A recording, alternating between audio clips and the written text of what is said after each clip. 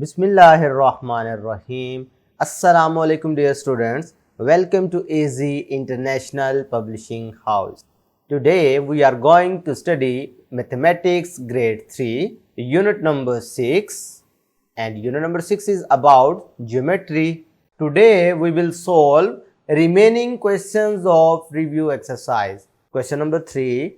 Find the perimeter of the given shapes. अब ये आपके सामने कुछ शेप्स गिवन है, आपने इनकी पेरीमीटर निकालनी है।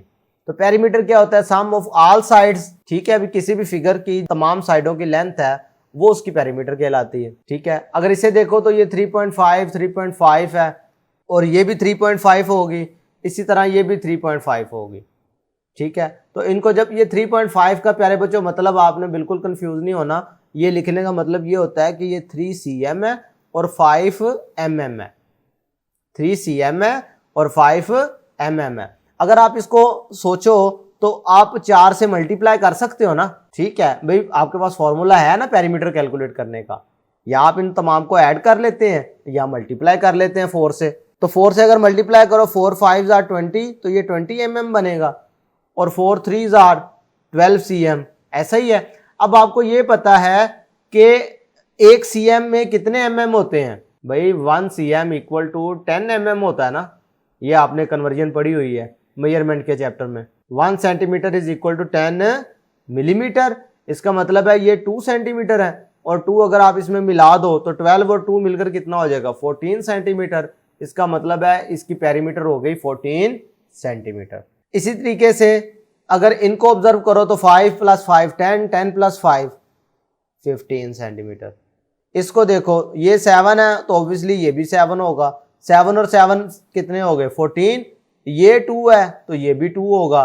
तो 14 और 2 16, 16 और 2 18। तो पता चला इसकी पेरीमीटर कितनी है? 18 सेंटीमीटर। क्वेश्चन नंबर 4 में क्या है? Draw the line of symmetry for the given shape. भाई लाइन ऑफ सिमेट्री ऐसी लाइन होती है जो किसी भी ऑब्जेक्ट को, किसी भी शेप को 2 बराबर हिस्सों में तकसीम कर दे। ठीक है, तो वो उसकी लाइन ऑफ सिमेट्री कहलाती है। ये जब आप स्केल से लगाओगे ना तो ये बिल्कुल मिड में आएंगी।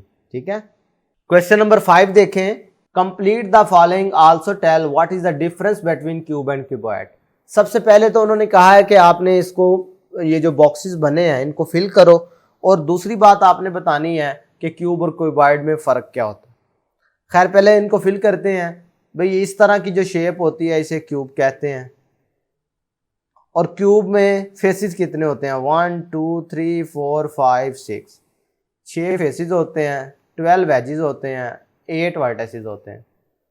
इसी तरह क्यूबॉइड में भी 6 12 और 8 यानी 6 फेसेस, 12 एजेस और 8 वर्टिसेस ही होते हैं क्यूबॉइड में भी।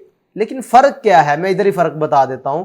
फर्क ये है कि आप देख रहे हो कि ये जो फेस नजर आ रहा है ये कौन सी शेप का है? रेक्टेंगल शेप का। और इसका फेस जो नजर आ रहा है ये कौन सी शेप का है? ये है स्क्वायर शेप का। यही इसका मेजर डिफरेंस है। बात समझ आ रही है? यही इसका सबसे बड़ा फर्क है कि इनके फेसेस आपस में मुख्तलिफ हैं। अगला देखें भाई, अब इसमें देखो तो ये ट्रायंगुलर शेप फेसेस आ रहे हैं इसके, तो इसको हम बोलते हैं पायरामिड। इसमें फेसेस कितने होते हैं? 1 2 3 4 5। भाई 4 ट्रायंगुलर, 5वां स्क्वायर, तो ये 5 फेसेस बनते हैं। कॉर्नर काउंट करो, नंबर ऑफ एजेस देखो, 1 2 3 4 और ये 4 बेस के मिला के हो गए 8। अब कॉर्नर की बात करो तो 4 ये नीचे वाले और 1 ऊपर वाला, मिलकर कितने हो गए? 5। बात क्लियर है? तो हमने दोनों क्वेश्चंस का आंसर दे दिया। यानी ये जो जितनी प्रॉपर्टीज थी 3 डायमेंशनल ऑब्जेक्ट्स की ये भी मैंने आपको बता दी, और क्यूब और क्यूबॉइड में जो फर्क है वो भी हमने वाज़ेह कर दिया। तो प्यारे बच्चों, आज के वीडियो लेक्चर में हमने अपनी रिव्यू एक्सरसाइज को कंप्लीट कर लिया है और इसी के साथ हमारा यूनिट नंबर 6 भी कंप्लीट हो गया है। तो प्यारे बच्चों, नेक्स्ट वीडियो लेक्चर में नए यूनिट के साथ फिर मुलाकात होगी। अल्लाह हाफिज़।